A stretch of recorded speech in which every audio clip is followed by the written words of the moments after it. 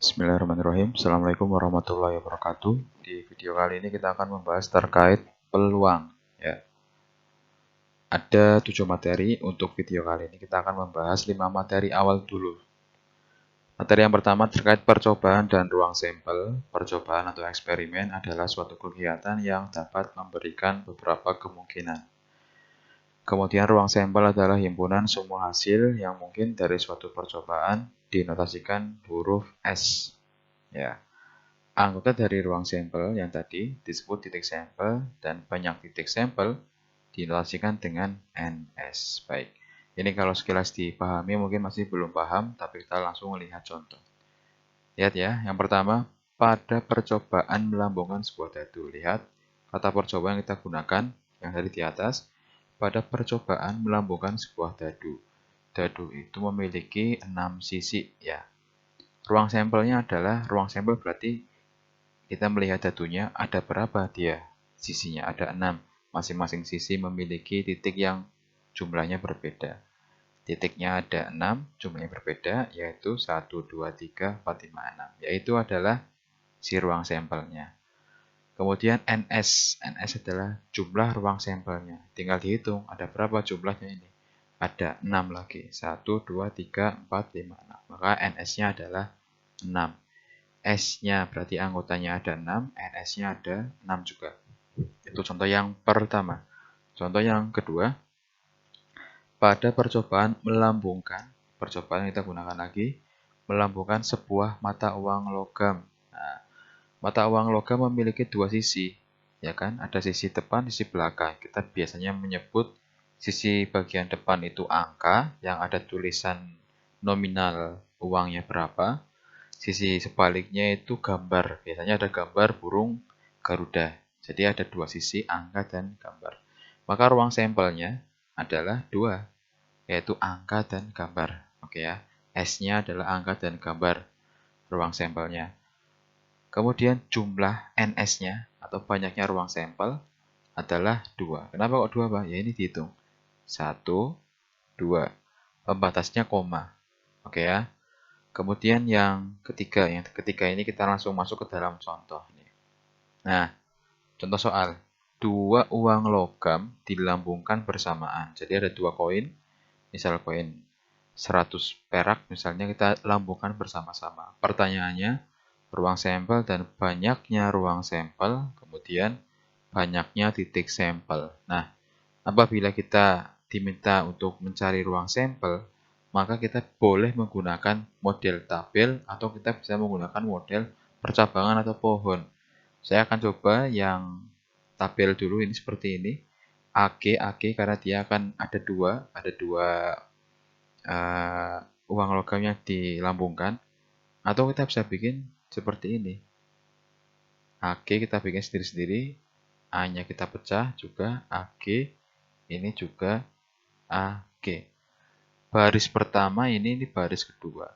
Baris pertama menunjukkan koin pertama, baris kedua menunjukkan koin kedua.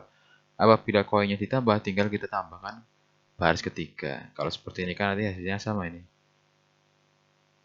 Yang ini jadinya AA. Ini AG, ini kan A, ini G, kemudian GA. Ini GG. Hasilnya sama seperti ini. AA, AG, GA, GG. Itu adalah ruang sampel. Ya, ruang sampelnya adalah S, AA, AG, GA, GG. Simbolnya ruang sampel itu S, simbol ruang sampel. Jadi kita harus menulis ruang sampel. Tapi cukup dengan huruf S. Bisa kita tuliskan juga. Kemudian banyaknya ruang sampel. Banyaknya ruang sampel kita hitung. 1, 2, 3, 4. Ada 4. Ya kan? Nah, itu nomor 1. Kemudian banyaknya titik sampel. Titik sampel adalah juga anggota dari ruang sampel ini. Ruang sampelnya ada 1, 2, 3, 4. Maka titik sampelnya ada 4. Yaitu AA, AG, GA, GG. Mudah ya? Jadi ruang sampel, kemudian banyaknya ruang sampel, titik sampel sudah paham sampai sini. Selanjutnya, nah di sini ada frekuensi relatif. Frekuensi relatif adalah perbandingan banyaknya kejadian X dengan banyaknya percobaan N. Rumus frekuensi relatif Misalnya frekuensi relatif kejadian A adalah banyak kejadian A yang muncul per banyak percobaan. Kita simbolkan banyak kejadian A yang muncul dengan X, banyaknya percobaan dengan N. Langsung kita buatkan contoh. Yang pertama, kejadian muncul gambar pada pelemparan koin sebanyak 50 kali. Ya. Pertanyaan ini, kejadian muncul gambar pada pelemparan koin sebanyak 50 kali. Nah, misalkan muncul gambarnya 30 kali. Ya, muncul angkanya 20 kali. Maka frekuensi relatif muncul gambar sama dengan 30. Dari mana Pak 30? Karena banyak kejadian A muncul. Banyak kejadian A muncul. Misalnya kejadian yang dimintakan frekuensi relatif muncul gambar. Muncul gambar ada 30. Kita masukkan 30 per 50 pelemparan koin maksimalnya berapa? Oh 50. Masukkan 50. 30 per 50 disederhanakan menjadi 3 per 5 sama dengan 0,6. Kemudian frekuensi relatif munculnya angka. Muncul angka kebetulan 20 kali, jadi 20 per total seluruh kemunculan koin 50. 20 per 50 menjadi 2 per 5, maka dia 0,4.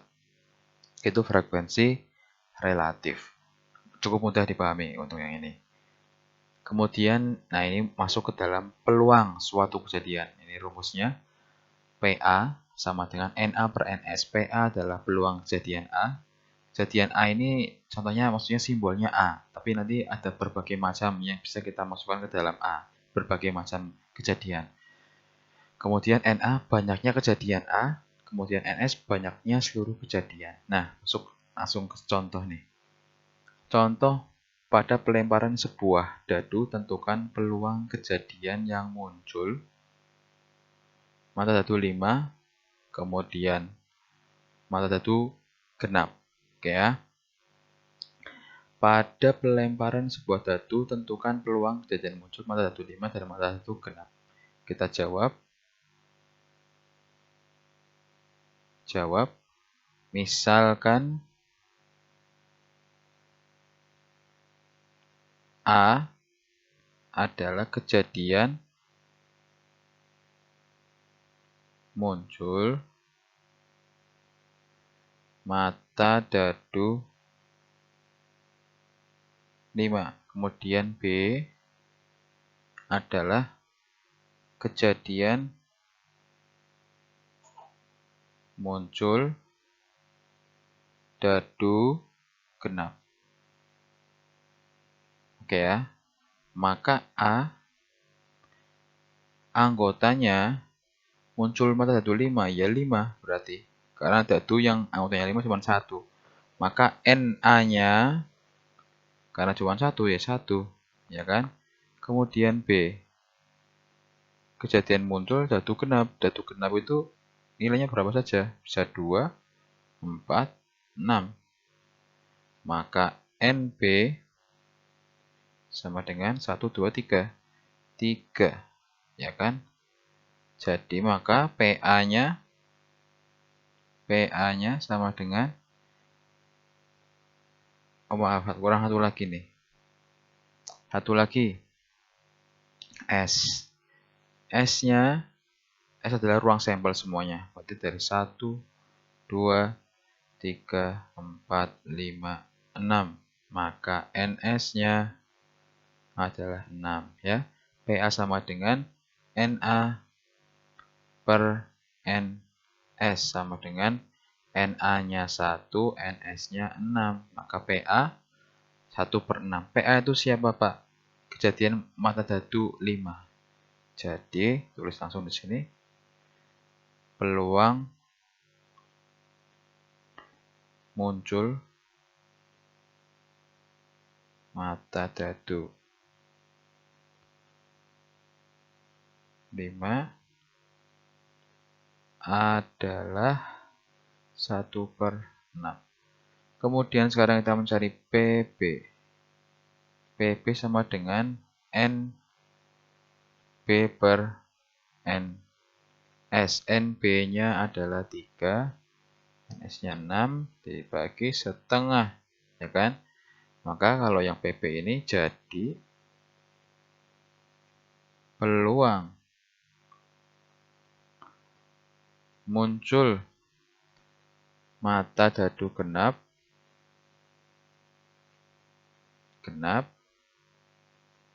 adalah 1/2. Oke ya. Selanjutnya, nah ini. Contoh selanjutnya, pada pelemparan sebuah dadu dan sebuah uang logam, tentukan peluang munculnya angka pada uang logam dan mata dadu lebih dari 3, serta gambar pada uang logam dan angka komposisi kita ganti ganjil pada dadu. Jawab. Oke. Misalkan A adalah kejadian muncul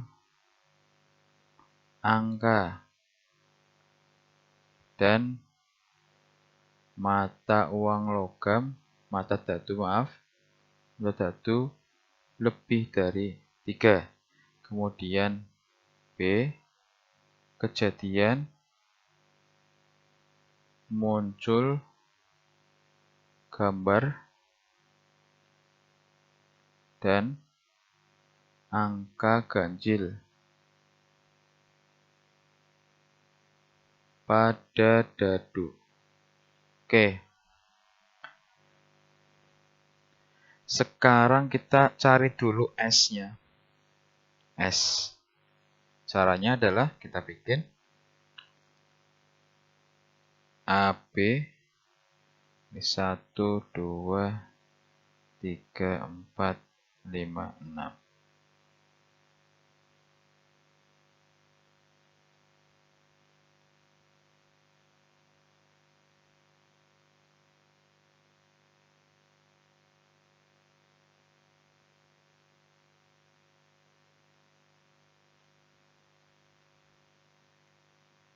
Oke. Berarti ini adalah A1, ini B1, A2, A3, A4, A5, A6, ini juga B2, B3, B4, B5, B6. Oke, S-nya sudah ketahuan ya. Kemudian NS-nya. NS-nya ada berapa? 1, 2, 3, 4, 5, 6, 7, 8, 9, 10, 11, 12. 12 NS-nya. Kemudian kita mencari A-nya sekarang. A-nya berarti siapa saja A-nya? A-nya adalah angka pada uang logam dan mata dadu lebih dari 3. Angka berarti sini lebih dari 3, berarti 4, 5, 6. Maka anggotanya adalah A,4, kemudian A,5, kemudian A,6. Oke ya. NA-nya adalah 3. Kemudian untuk si B kita bikin di sini. B adalah gambar pada uang logam dan angka ganjil pada dadu. Ya juga sama, 3 juga ganjil kan? Berarti ini kita bikin B,1, B,3, B,5. Oke ya. Berarti NB-nya sama dengan 3. Maka tinggal kita hitung. PA sama dengan NA per NB, NS. NA-nya adalah 3/12. Sederhanakan menjadi 1/4. Kemudian PB sama dengan NB per NS sama dengan 3 juga per 12 sama dengan 1/4. Jadi peluang munculnya angka pada uang logam dan mata dadu lebih dari 3 adalah 1/4, yang bawah juga 1/4. Selanjutnya frekuensi harapan suatu kejadian ya. Frekuensi harapan suatu kejadian rumusnya FHA sama dengan peluang A kali N. Jadi PA yang tadi kita pakai lagi, N-nya adalah banyaknya percobaan ya. Contoh soalnya di bawah sini. Langsung kita kerjakan. Ya.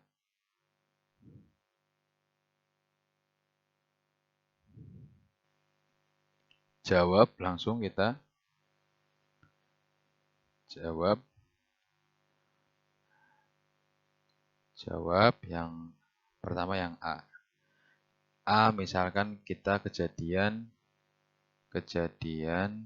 muncul satu angka ya. Kemudian berarti A-nya kita cari A-nya. 3 uang logam dilempar bersama-sama. Nah, kita mencari S dulu. Kita mencari S. Berarti cara membuatnya 3 uang logam. Kita bisa bikin di sini A, di sini G. Kita bikin 2 cabang AG lagi. AG ini juga AG. Ini juga sama AG. Ini AG, ini AG. Ini akan menjadi AAA, ini AAG, ini urutannya. Kemudian ini AGA, ini AGG, ini GAA, kemudian ini GAG, ini GGA, ini GGG. Maka NS-nya adalah NS-nya adalah 8. Ya kan? Nah, baru kita bisa mencari A satu angka. Yang memberi satu angka berarti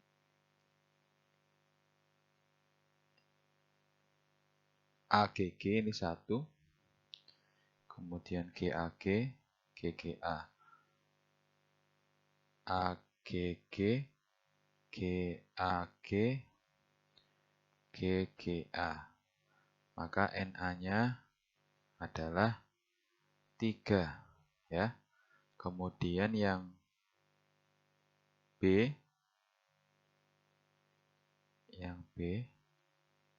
ini kejadian muncul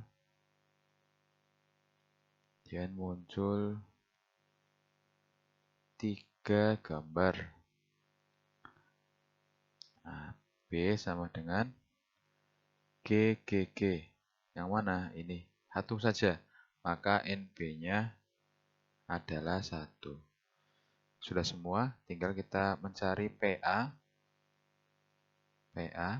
Berarti NA per NS sama dengan NA-nya adalah 3, NS-nya 8 ya.